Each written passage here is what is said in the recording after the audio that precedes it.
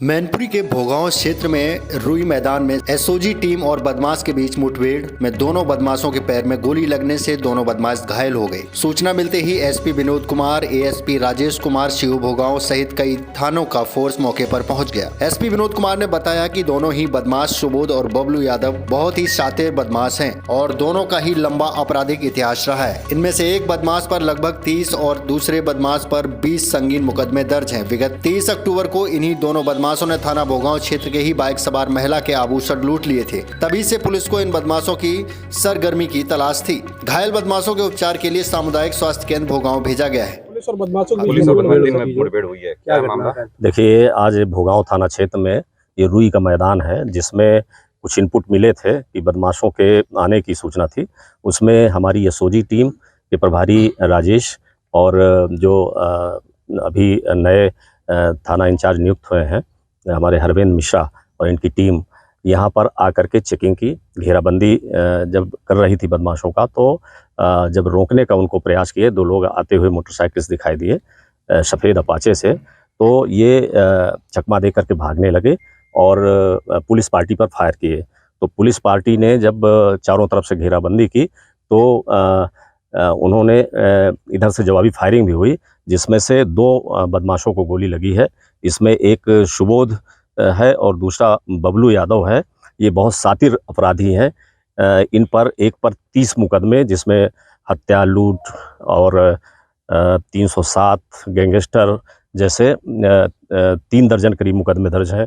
एक पर करीब 20 मुकदमे दर्ज हैं। तो और अभी जो इन्होंने घटना में बताया है कि 30 तारीख को एक अवधेश यादव हैं, वो अपनी लड़की को छोड़ने के लिए उनकी ससुराल आ रहे थे भोगांव में, तो उनके साथ भोगांव बाईपास पर लूट किया था और उसकी जो मंगलसूत्र है और चेन छीन लिया था, तो वो इनके कब्जे से यहीं पर मौके से बरामद हुआ है।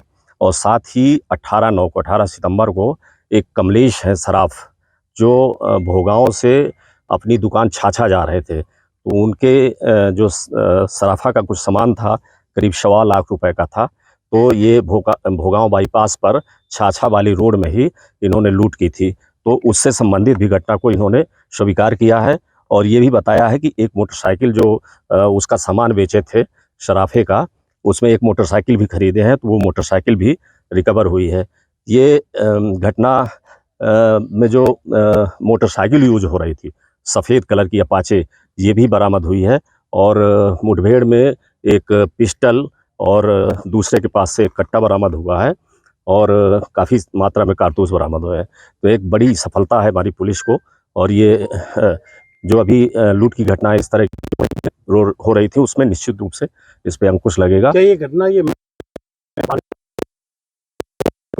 अब अभी जो इनसे प्राथमिक तौर पे जानकारी हुई है, उसमें काफ़ी मुकदमे इस जनपद के हैं और ये शातिर लुटेरे हैं। इन पे गैंगस्टर, हत्या और बहुत सारी चोरियां भी हैं। तो बहुत विभिन्न प्रकार के दर्जनों मुकदमे इन पे दर्ज हैं और बाकी इसमें और जानकारी की जा रही है। सर, ये बबलू नाम का आरोपी है जो उसको बताया जा रहा है पहले पुलिस पे हमला कर चुका है, इसका क्या है? देखिए, अभी जितनी जानकारी मिल रही है, तो उसमें एक अपराधी है इसमें जो मुठभेड़ में घायल हुआ है, बबलू।